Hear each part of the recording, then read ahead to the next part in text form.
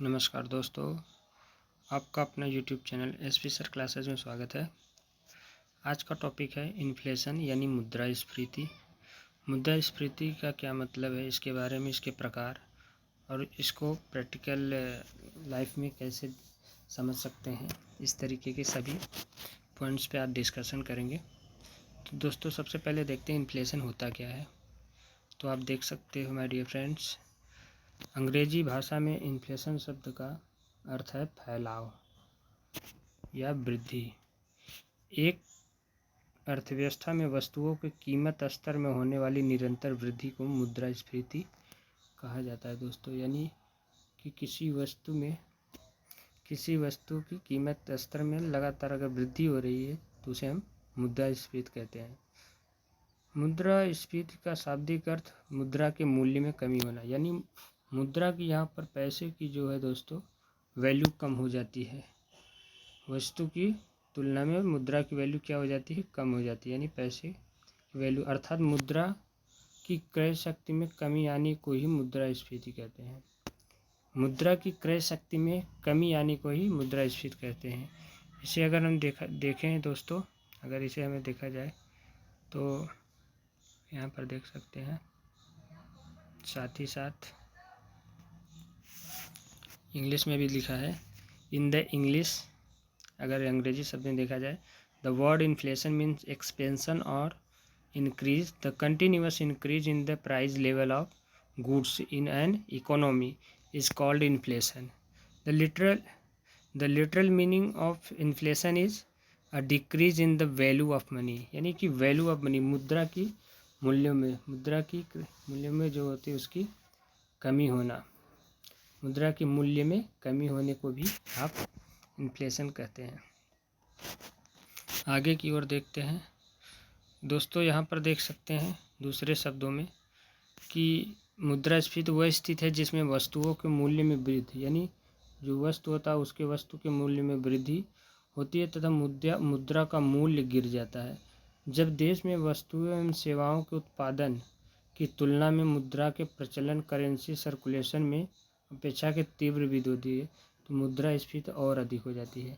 यहाँ पर देख सकते हो दोस्तों कि मुद्रास्फीति यानी करेंसी सर्कुलेशन होता है, उत्पादन की तुलना में जो प्रोडक्ट गुड्स है और सर्विस है या उत्पादन है, जो सेवाएं हैं, उसके उत्पादन की तुलना में करेंसी ज़्यादा मार्केट में प्रचलन में आ जाता है।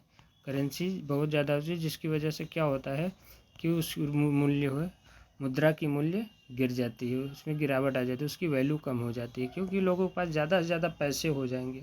जब लोगों के पास ज़्यादा से ज़्यादा पैसा होगा तो चीज़ों को खरीदने को तो पैसे की वैल्यू नहीं समझते, तो वैसे क्या हो जाता है कि वैल्यू गिर जाती है उसकी, और उत्पादन तो अपने एक क्रम के अनुसार होता रहता है। आगे देखते हैं नेक्स्ट में, यहाँ पर आते हैं मुद्रास्फीति के प्रकार पे देखते हैं। टाइप्स ऑफ इन्फ्लेशन, मांग प्रेरित यानी demand pull inflation. Demand pull inflation में देखा जाए तो मांग अधिक परंतु आपूर्ति कम, यानी डिमांड ज़्यादा है, सप्लाई कम हो रही तो कीमतों में क्या हो जाएगी, वृद्धि हो जाएगी। मुद्रा की क्रय शक्ति में कमी होती है यहाँ पर, तो मुद्रास्फीति की स्थिति उत्पन्न होगी। इस तरीके से आप देख सकते हैं डिमांड जो होता है, डिमांड पुल इन्फ्लेशन, जिसे हम मांग प्रेरित स्फीति भी कहते हैं। तो मांग आधारित मुद्रास्फीति इस तरीके के। नेक्स्ट में देखते हैं आगे मांग प्रेरित। अब देखते हैं क्या होता है। तो मांग प्रेरित स्फीति उस समय उत्पन्न होती है जब चालू कीमतों पर वस्तुओं तथा सेवाओं के लिए कुल मांग इसकी कुल आपूर्ति की तुलना में अधिक हो जाती है, अर्थात जब मुद्रा की आपूर्ति में वृद्धि के साथ साथ उत्पादन में वृद्धि उसी अनुपात में न हो, तो ऐसी स्थिति में मांग प्रेरित स्फीति कहते हैं। मांग प्रेरित मतलब कहने का मतलब डिमांड बहुत ज़्यादा है लेकिन माल जो है, उत्पादन जो है सप्लाई नहीं हो रहा, उस तरीके का उत्पादन हो नहीं पा रहा है। तो इस तरीके से यहाँ पर मुद्रास्फीति, मांग प्रेरित मुद्रास्फीति पैदा होती है। इंग्लिश में भी देख सकते हो, demand pull inflation occurs when the aggregate demand for goods and services at current price exceeds its aggregate supply when the increase in money supply। तो इस तरीके से आप दोस्तों देख सकते हैं। आगे देखिए नेक्स्ट है कॉस्ट पुश इन्फ्लेशन यानी लागत प्रेरित स्फीति। तो यहाँ पर देख सकते हो वस्तु या सेवा की लागत में अगर वृद्धि होती है तो उत्पादन कम हो जाएगा, आपूर्ति कम होगी और मांग अधिक हो जाएगा। तो मांग अधिक होगा तो कीमतों में क्या होगी, वृद्धि होगी, तो मुद्रा की क्रय शक्ति में कमी होगी, तो मुद्रास्फीति स्थिति पैदा होगी। तो यहाँ पर भी आप दोस्तों देख सकते हैं कि मांग यानी लागत प्रेरित है। किसी चीज़ को प्रोडक्ट अगर कोई सामान है, उसे बनाने में ज़्यादा से ज़्यादा पैसा लगेगा, लेबर के खर्चे ज़्यादा होंगे। तो जैसे ज़्यादा पैसे लगेंगे कोई चीज़ बनाने में, तो उत्पादन, जाहिर सी बात उत्पादन में कमी आएगी। उत्पादन कम होगी तो लोग सप्लाई भी हम कम कर पाएंगे। मांग अधिक है चीज़ों को और सप्लाई कम होंगे तो कीमत में वृद्धि हो जाती है। इस तरीके से कीमत में वृद्धि के साथ साथ दोस्तों मुद्रा की क्रय शक्ति में क्या हो जाती है, कमी होती है, जिसकी वजह से मुद्रास्फीति की स्थिति पैदा हो जाती है। यहाँ पर देख सकते हो, आप स्क्रीनशॉट भी ले सकते हैं, उसके माध्यम से भी देख सकते हो। साथ ही साथ आगे देखते हैं, सेम इसका हिंदी लिखा हुआ है, क्या है। इसी प्रकार लागत प्रेरित स्फीति उस स्थिति का द्योतक है जब लागत में वृद्धि हो जाने के परिणाम स्वरूप कीमतों में वृद्धि होने लगती है। मजदूरी प्रेरित यानी वेजेस पुश और लाभ प्रेरित यानी प्रॉफिट पुश कारकों के कारण जब कीमतों में वृद्धि होती है तो उसे लागत जन्य स्फीति उत्पन्न होती है। इस प्रकार की स्फीति में श्रम की उत्पादकता की अपेक्षा मजदूरी अधिक तीव्रता से बढ़ने लगती है। इसमें दोस्तों क्या होता है कि मजदूरी ज़्यादा से ज़्यादा बढ़ने लगती है। तो ये आप देख सकते हो आप बिल्कुल, क्योंकि यहाँ पे श्रम ज़्यादा लग रहा है, मजदूरी ज़्यादा लग रही है, तो इस वजह से क्या हो गया, यहाँ पर ज़्यादा लागत की वजह से मुद्रास्फीति उत्पन्न हो रही है। आगे देख सकते हो। साथ ही साथ नेक्स्ट है रेंगती या मंदस्फीति, क्रीपिंग और मॉडरेट इन्फ्लेशन। देख रहे हो ये रेंग रहा है, रेंगते हुए यहाँ पर दिखाया गया। यदि किसी वित्तीय वर्ष में मुद्रास्फीति की दर 3% या इससे कम हो तो इसे रेंगती या मंदस्फीति कहते हैं। निम्न स्फीति को विकासशील अर्थव्यवस्था में वांछित माना जाता है क्योंकि इससे आर्थिक क्रियाएं प्रेरित होती हैं दोस्तों। तो 3% से अगर कम है, 3% अगर इससे कम हो तो इसे रेंगती या मंदस्फीति कहते हैं। बस आप इतना जानिए इसमें। तो स्फीति में भी बहुत सारी हैं, जैसे चलती हुई स्फीति, इसे वॉकिंग या ट्रॉलिंग इन्फ्लेशन भी कहते हैं। तो 3 से अधिक और 10 से कम यहाँ पर देख सकते हो। इस स्थिति में जब कीमतों की वृद्धि दर में 3 से 6% वर्ष के बीच अथवा 10 से कम हो तो वह चलती हुई स्फीति कहलाती है। इसमें देख सकते हैं लिखा है, if the rate of inflation in a financial year is 3% और less than it is called creeping और slow inflation. Mild inflation is considered desirable in developing economy as it stimulate economic activity. इस तरीके से यहाँ आप देख सकते हो। आगे दौड़ती हुई मुद्रास्फीति, रनिंग इन्फ्लेशन, यहाँ देख सकते हो, चित्र के माध्यम से भी दिखाया गया है। साथ ही साथ दोस्तों बढ़ती हुई कीमतों की दर में तीव्र वृद्धि दौड़ती हुई मुद्रास्फीति कहा जाता है। अर्थात जब मुद्रास्फीति की दर, यहाँ देख सो, मुद्रास्फीति की दर जो है आपको दोस्तों यहाँ पर है 10 से 20% के मध्य हो, 10 से 20% के बीच में हो, अगर उसके मध्य है उसे दौड़ती हुई मुद्रास्फीति कहते हैं। यहाँ पर यानी रैपिड इंक्रीज, यहाँ पर देख सकते हो, rapid increase in the rate of rising price is called running inflation. जैसे when the rate of inflation is between 10 to 20% then it is called running inflation. 10 से 20% के बीच रहता है। आगे की तरफ बढ़ के देखते हैं। आगे कूदती हुई, जिसे हम गैलोपिंग या ओवर इन्फ्लेशन कहते हैं। ऐसी स्थिति जब वस्तुओं और सेवाओं की कीमतों में 2 अंकी या 3 अंकी वृद्धि दर से बढ़ती है। मुद्रास्फीति की दर 20% से अधिक हो जाती है तो उसे कूदती हुई मुद्रास्फीति कहते हैं दोस्तों। इसका मतलब हुआ कि जब 2 या 3 अंक तक बढ़ जाती है मुद्रास्फीति, यानी 20% से ज़्यादा होती है, जिसे कूदती हुई कहे। A situation when the prices of good and services increase at a double digit or triple digit growth rate and he rate of inflation exceed 20% is called jumping inflation. ये कूदती हुई इन्फ्लेशन हम कहते हैं। आगे देखिए, स्लाइड को आप रोक रोक के वीडियो देख सकते हो, पढ़ सकते हो। अब अति स्फीति, हाइपर स्फीति क्या होता है दोस्तों? हाइपर इन्फ्लेशन कहते हैं जब स्फीति की दर 3 अंकों से भी अधिक हो जाए तो उसे अति स्फीति हाइपर स्फीति की चर्चा सर्वप्रथम जो है फिलिप केगन बोले तो दोस्तों फिलिप केगन ने सबसे पहले हाइपर स्फीति की चर्चा की है इन्होंने। और हाइपर स्फीति की स्थिति में पत्र मुद्रा पेपर करेंसी व्यर्थ हो जाती है तथा मुद्रा से लोगों का विश्वास उड़ जाता है। इतना ज़्यादा इन्फ्लेशन हो जाता है, हाइपर हो जाता है, लोगों को पैसे से जो पेपर वाले मुद्रा होती है उससे बिल्कुल उसकी लोगों का जनता का जो होता है विश्वास उड़ जाता है। इसे हम कह सकते हैं hyper inflation. When the rate of inflation exceeds 3 digits it is called hyper inflation. Hyper inflation was first discussed. आप समझ सकते हैं पहले सबसे पहले किसने डिस्कस किया, तो फिलिप ने किया था। अब हुए नेक्स्ट देखते हैं दोस्तों खुली तथा दबी स्फीति, ओपन या सप्रेस्ड इन्फ्लेशन। जब स्फीति की दर स्फीति पर किसी प्रकार के नियंत्रण नहीं हो तथा मूल्य स्तर स्वतः ऊपर आ जाता है तो इस प्रकार की स्फीति को उचित नीतियों द्वारा एक सीमा में रखने का प्रयास किया जाता है दोस्तों, जिसके फलस्वरूप मूल्य स्तर उतना ऊंचा नहीं दिखाई देता है जितना वह वास्तविक रूप में हो सकता है। इस स्थिति में स्फीति के लक्षण रहते तो हैं पर उभर कर ऊपर नहीं आते हैं। तो आप कह सकते हो, यहाँ पर देख सकते हो, इसे हम खुली या दबी स्फीति कहते हैं। जैसे when there is no control on inflation and the price level automatically comes up, then effort are made to keep this type of inflation in a limit through appropriate policies. As a result, the price level does not appear as high as it। तो ये रहा आपके दबी यानी खुली हुई स्फीति। आगे की पेज बढ़ते हैं तो मुद्रास्फीति का प्रभाव देख सकते हैं आप, स्लाइड के माध्यम से यहाँ ले सकते हैं। क्या हो सकता है, लाभ पाने वाले वर्ग में आते हैं व्यापारी, उत्पादक, आयात, रोजगार, कृषक, ऋणी उत्पादन, सार्वजनिक व्यय, परिवर्तनशील आय समूह।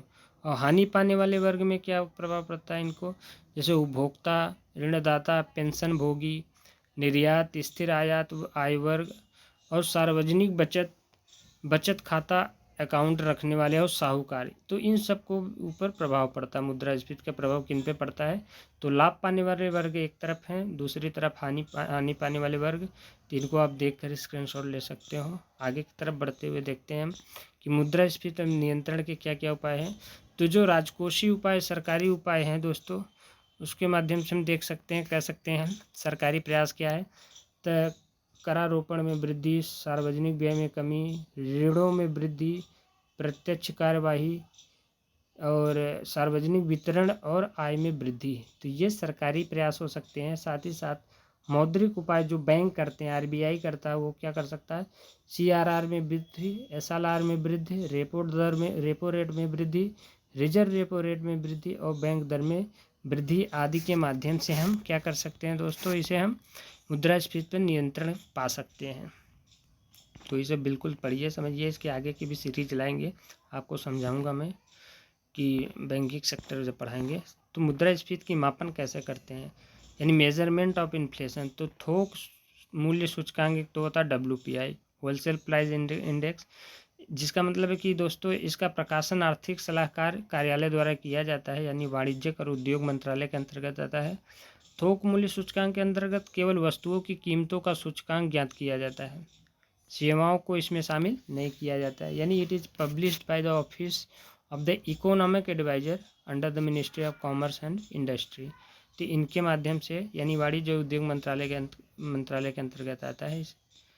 और साथ ही साथ दोस्तों आगे देख सकते हैं, यहाँ पर हो गया under the wholesale price index only the index prices goods is known, service और नॉट इंक्लूडेड। इसमें सर्विस नहीं होता है, केवल गुड्स का होता है।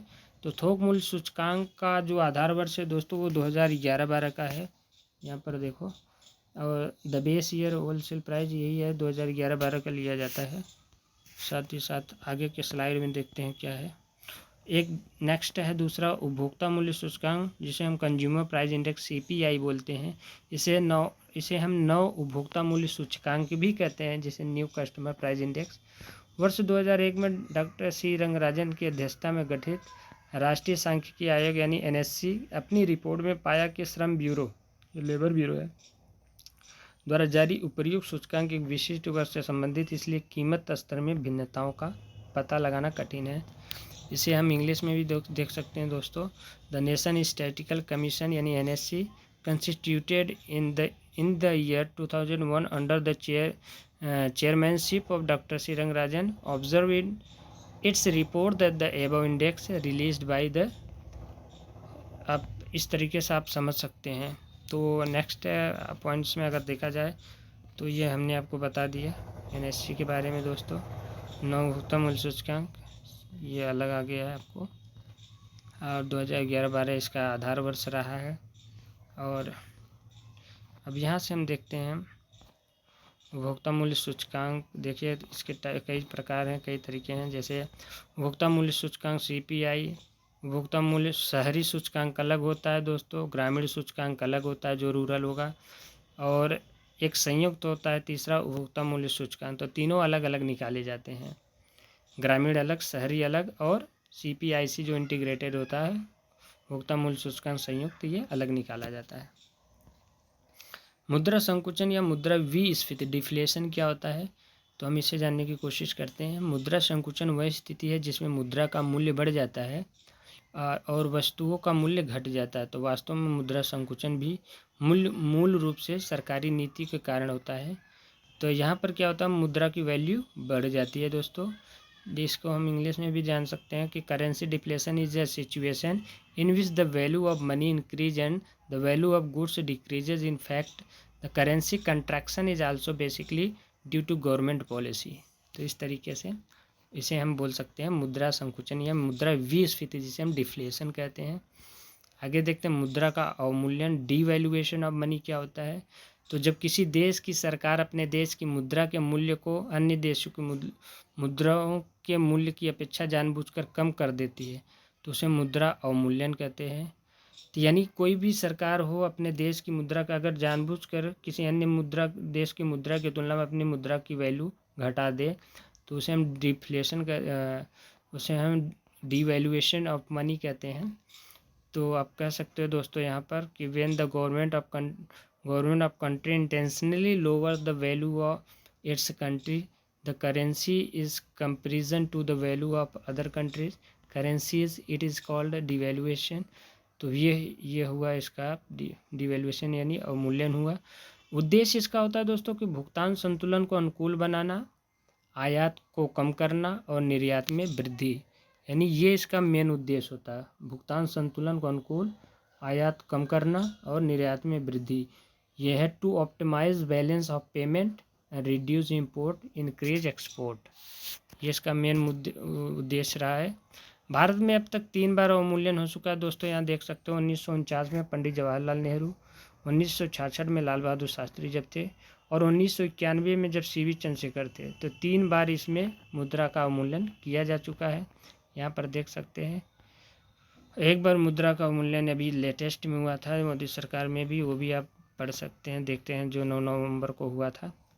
तो मुद्रा अवमूल्यन और रुपये की पूर्ण परिवर्तनीयता अंतर्राष्ट्रीय मुद्रा कोष यानी IMF के निर्देशों के अनुसार होता है। ये the devaluation of currency and the full convertibility of the rupees as per directive of the international monetary fund. तो IMF के निर्देशों के अनुसार ही मुद्रा की परिवर्तनीयता यानी अवमूल्यन जो होता है किया जाता है। IMF इसका निर्देशन देता है, उसी के अनुसार होता है दोस्तों। और ये तो पूरा हो गया। आप इस तरीके से आप दोस्तों पूरा देख सकते हैं स्क्रीनशॉट रोक करके। अगर किसी चीज़ में समस्या प्रॉब्लम आप हमें कमेंट कर सकते हैं, और हमारे चैनल पर इस तरीके से बने रहिए, और लाइक करिए, सब्सक्राइब करिए दोस्तों, शेयर करिए ज़्यादा से ज़्यादा। हम अच्छे टॉपिक जो इम्पोर्टेंट टॉपिक है हर टॉपिक पे मैं वीडियो बनाने की पूरी कोशिश कर रहा हूँ। बस आप वीडियो को लाइक और सब्सक्राइब करते रहिए और इस तरीके से बने रहिए। बहुत बहुत धन्यवाद, नमस्कार।